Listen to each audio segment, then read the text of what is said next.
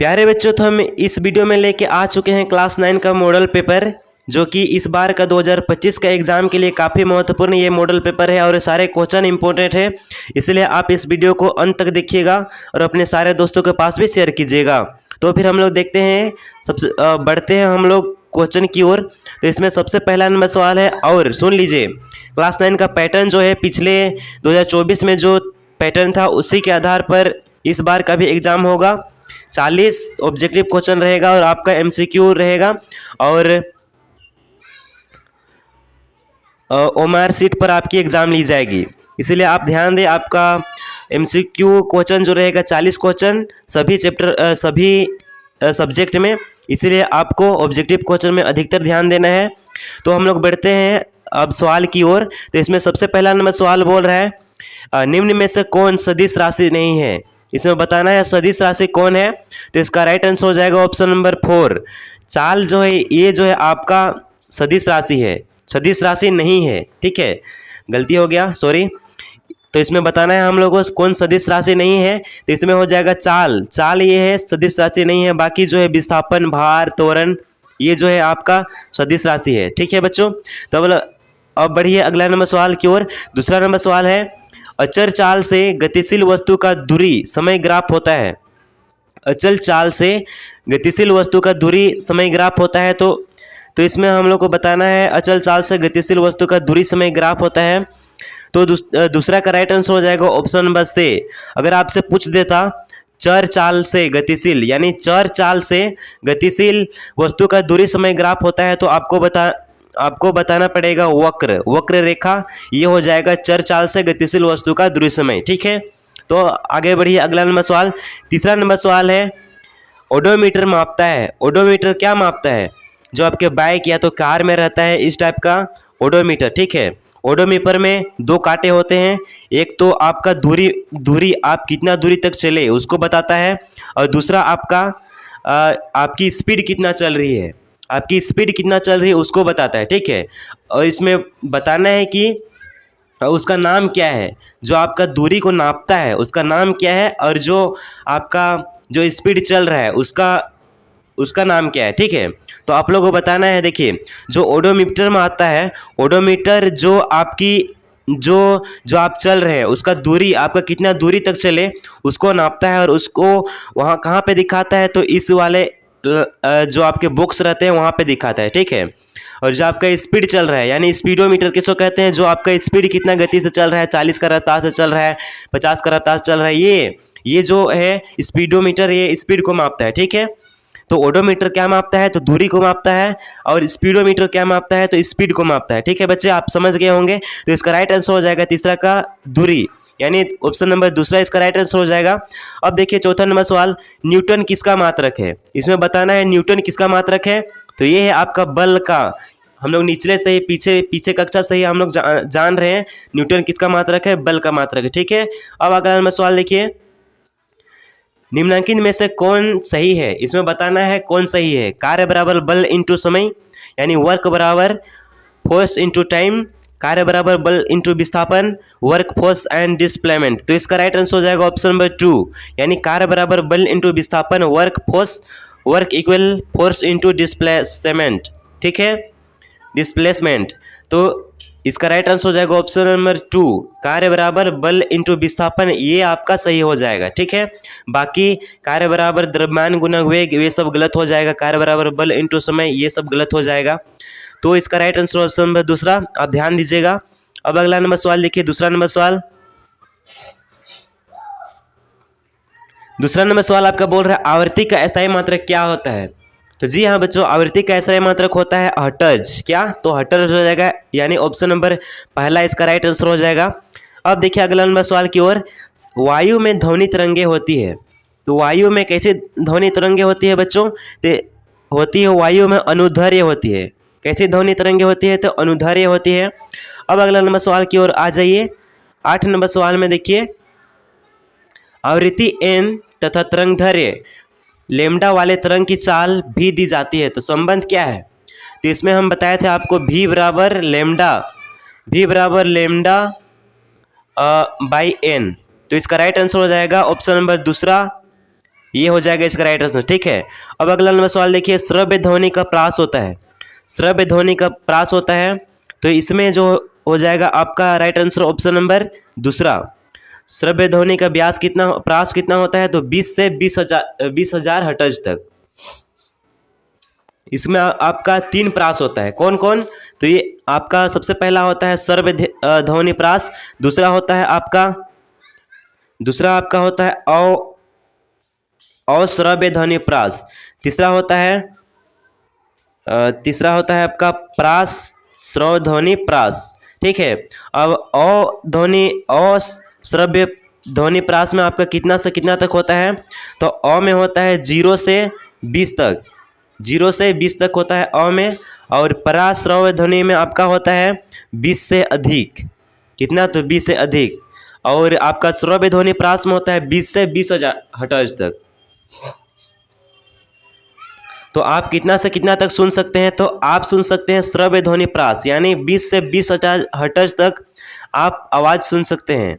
लेकिन अगर अश्रव्य ध्वनि प्रास रहेगा तो यानी 0 से 20 तक रहेगा, तो ये सब किसके लिए है, तो ये आपका कुत्ता सब, ये सब आपको कुत्ता सब, ये सब श्रव्य ध्वनि मतलब अश्रव्य ध्वनि प्रास में आता है, यानी वो सब इससे निचले रहेगा, यानी 0 से 20 तक रहेगा तो वो सब कुत्ता सब सुन पाएगा, और अगर 20 से 20,000 हर्ट्ज तक रहेगा तो उसको हम लोग सुन पाते हैं आसानी से, और अगर 20 से अधिक रहेगा यानी कि 20 से अधिक रहेगा तो उसको हम लोग नहीं सुन पाएंगे, क्योंकि वो सब अगर हम लोग सुनेंगे तो हम लोग की कान जो है वो उसकी जाली फट सकती है, इसीलिए हम लोग सिर्फ 20 से 20,000 हर्ट्ज तक बस सुन सकते हैं। ठीक है, आपको समझ में आ चुका होगा। देखिए अब अगला नंबर सवाल, 10 नंबर सवाल है, पृथ्वी का द्रव्यमान कितना होता है, पृथ्वी का द्रव्यमान कितना होता है, तो पृथ्वी का द्रव्यमान जो होता है बच्चों आपकी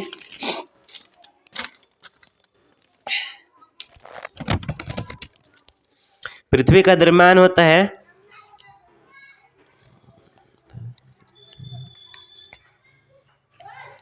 6 इंटू 0.10 का पावर 24, कितना, 6 इंटू 0 इंटू 6.0 इंटू 10 का पावर 24 किलोग्राम होता है आपका पृथ्वी का द्रव्यमान।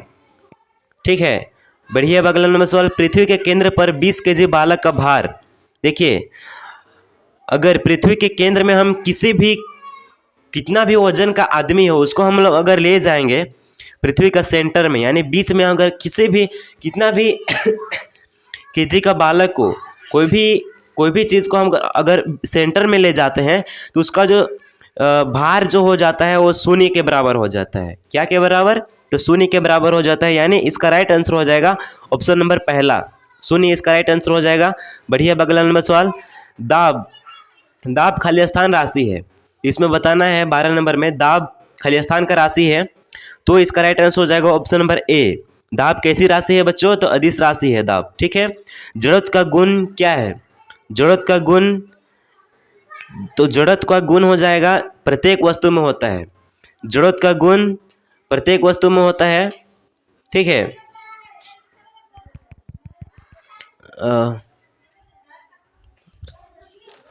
देखिए अब अगला नंबर सवाल 14 नंबर सवाल है, किस अवस्था में अणुओं की ऊर्जा सबसे अधिक होती है, सबसे कम होती है, सॉरी, किस अवस्था में अणुओं की ऊर्जा सबसे कम होती है, तो सबसे कम होती है आपका, सबसे कम होता है 14 नंबर का सही आंसर हो जाएगा ऑप्शन नंबर पहला। ठोस में अणुओं की ऊर्जा सबसे कम होती है, और लिक्विड यानी द्रव में अणुओं की ऊर्जा मतलब मिडिल साइज का होती है, और गैस में होता है, गैस में आपका बहुत दूर दूर होता है। ठीक है, बहुत दूर दूर होता है, और ठोस में बहुत सामने होता है, पूरा सटा हुआ रहता है, इसलिए इसका आकर्षण बल सबसे अधिक होता है। और सबसे कम किस में होगा, तो सबसे कम होगा आपका ऑप्शन नंबर पहला, 14 का राइट आंसर हो जाएगा ऑप्शन नंबर पहला, ठोस में सबसे कम होता है अणुओं की ऊर्जा। ठीक है, अब अगला नंबर बढ़ जाइए, 16 नंबर सवाल है, निम्नलिखित में से द्रव्य कौन अनिश्चित है, इसमें बताना है निम्नलिखित में द्रव में कौन अनिश्चित है। तो इसका राइट आंसर हो जाएगा आकार। देखिए आकार जो आपका बनेगा, अगर आपको द्रव यानी लिक्विड पदार्थ को जब आप उसको पानी किसी बाल्टी में रखते हैं तो आपका बाल्टी का आकार बन जाएगा। अगर आप उसको गिलास में रखते हैं, ठीक है, गिलास में रखते हैं तो आपका गिलास का आकार का बन जाएगा, ठीक है। तो इसीलिए इसका राइट आंसर हो जाएगा ऑप्शन नंबर दूसरा, आकार हो जाएगा 16 का, ठीक है। अगला नंबर सवाल देखिए, 17 नंबर सवाल है, जल के एक अणु में हाइड्रोजन एवं ऑक्सीजन के भार का अनुपात होता है। तो जल के एक अणु में हाइड्रोजन एवं ऑक्सीजन के भार का अनुपात होता है। तो देखिए इसमें बताना है हाइड्रोजन H2O, हाइड्रोजन का भार होता है 1 इंटू 2, ठीक है, यानी 2 हो जाएगा। और ऑक्सीजन का भार होता है 16, ऑक्सीजन का भार कितना होता है तो 16, और 2 अनुपात 16 हो जाएगा। तो अगर हम इसको काट देंगे तो 2 एका 2 और 2 अठे 16। तो इसका राइट आंसर हो जाएगा ऑप्शन नंबर 1 अनुपात 8 आया इसका राइट आंसर, ठीक है। अब अगला बढ़ जाइए, 18 नंबर सवाल, क्लोरीन का सही इलेक्ट्रॉनिक विन्यास निम्न में से कौन है। इसमें बताना है क्लोरीन का निम्न में से इलेक्ट्रॉनिक विन्यास बताना है क्लोरीन का। देख क्लोरीन का परमाणु क्रमांक कितना होता है तो 17 होता है। कितना? क्लोरीन का परमाणु क्रमांक कितना होता है 17 होता है। और हम जानते हैं कि इसको हम लोग कितना कितना कक्ष में रखते हैं तो 4 कक्ष में रखते हैं। कौन कौन? तो K, L, M और N लास्ट। तो हम लोग कितना कितना रख सकते हैं तो हम लोग पहला कक्ष में रख सकते हैं 2, और दूसरा में रख सकते हैं 8, और तीसरा में 8, और चौथा में उधर बढ़ते जाएंगे, ठीक है। तो हम लोग इसमें कितना कितना रखेंगे कि 17 रखना है हमको इस दोनों में, K, L, M में और N में। तो 17 पुराना है हम लोग को। तो सबसे पहले हम लोग K में रखेंगे 2, उसके बाद 8, फिर कितना बचा 2, 8, 10 और बचा है 7। तो हम लोग 7 रख दिए, ठीक है। यानी 2, 8, 7 इसका इलेक्ट्रॉनिक विन्यास हो जाएगा। तो इसका कितना ऑप्शन नंबर में है तो 18 नंबर का ऑप्शन नंबर 2, 8, 7, यानी ऑप्शन नंबर हो जाएगा इसका राइट आंसर हो जाएगा ऑप्शन नंबर चौथा 2, 8, 7 इसका राइट आंसर हो जाएगा बच्चों 18 नंबर का। अब अगला नंबर बढ़ जाइए, अगला नंबर है 19 नंबर सवाल, एक तत्व के समस्थानिक में होते हैं, एक तत्व के समस्थानिक में होते हैं। तो 19 नंबर का राइट आंसर हो जाएगा ऑप्शन नंबर सी। यानी आप इसको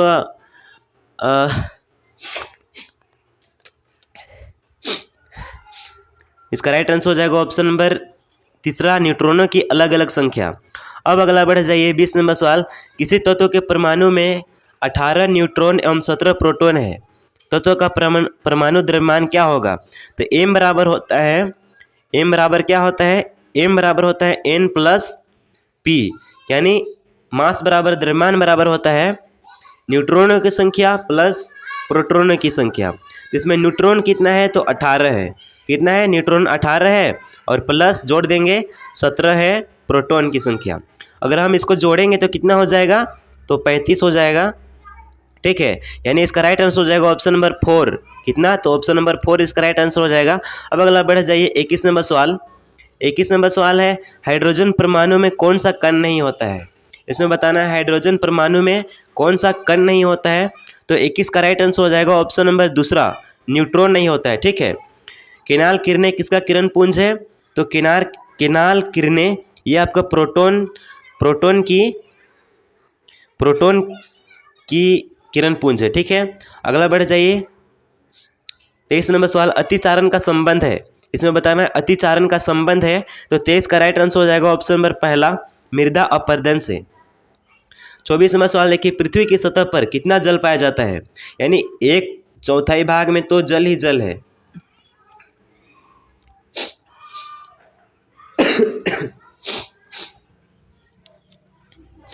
तीन चौथाई भाग में, यानी एक ही हम लोग का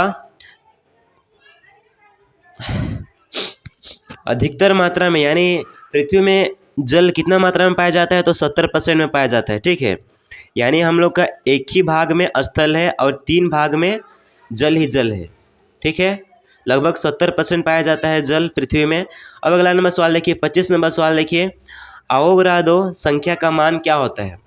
तो आवोगाड्रो संख्या का मान होता है बच्चों 6 इंटू 022 इंटू 10 का पावर 23।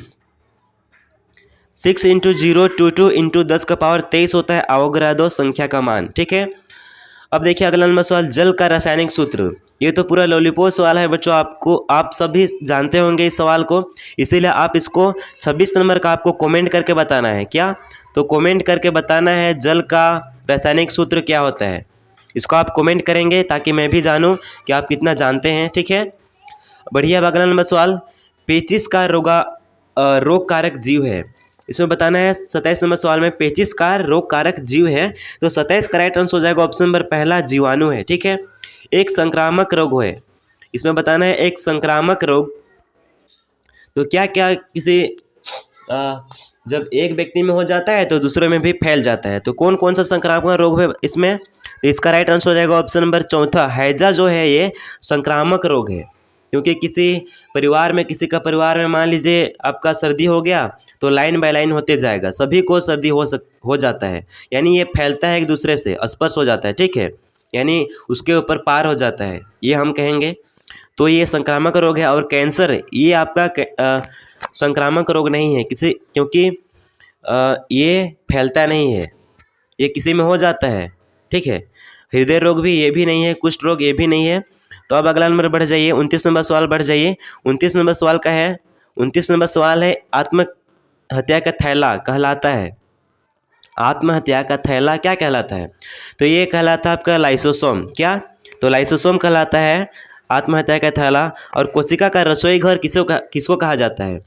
कोशिका का रसोई घर किसको कहा जाता है? तो आप सुन लीजिए इसका राइट आंसर, कोशिका का रसोई घर जो कहा जाता है ये आपका हरित लवक को कहा जाता है बच्चों। हरित लवक को कोशिका का रसोई घर कहा जाता है, ठीक है, इसलिए आप ध्यान देंगे। और कोशिका का बिजली घर किसे कहा जाता है? कोशिका का बिजली घर किसे कहा जाता है? तो कोशिका का जो बिजली घर कहा जाता है वो हो जाएगा आपका माइटोकॉन्ड्रिया। क्या? तो माइटोकॉन्ड्रिया कहते हैं कोशिका का बिजली घर को, ठीक है। इसलिए आप इसको एक बार ध्यान दीजिएगा, याद कर लीजिएगा और अपने कॉपी में भी नोट कर लेना है, ठीक है, क्योंकि ये सब सवाल जो है एग्ज़ाम के लिए काफ़ी महत्वपूर्ण है और एग्ज़ाम में काफ़ी बार ये सब सवाल पूछे जा चुके हैं, इसलिए आप ध्यान दीजिएगा, याद कीजिएगा सभी क्वेश्चन को। बढ़िए। अगला नंबर सवाल में पादप कोशिका के चारों तरफ पाई जाने वाली झिल्ली को क्या कहते हैं? तो पादप कोशिका के चारों तरफ पाई जाने वाली झिल्ली को कहते हैं कोशिका भित्ति।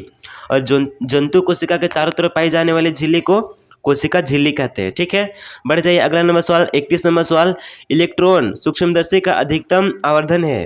तो इलेक्ट्रॉन सूक्ष्मदर्शी का अधिकतम आवर्धन क्या है? तो 31 नंबर का राइट आंसर हो जाएगा ऑप्शन नंबर चौथा, कोशिका का बिजली घर। देखिए पिछले ही क्वेश्चन में हम बताए थे और अभी ये जो क्वेश्चन है आ भी चुका है।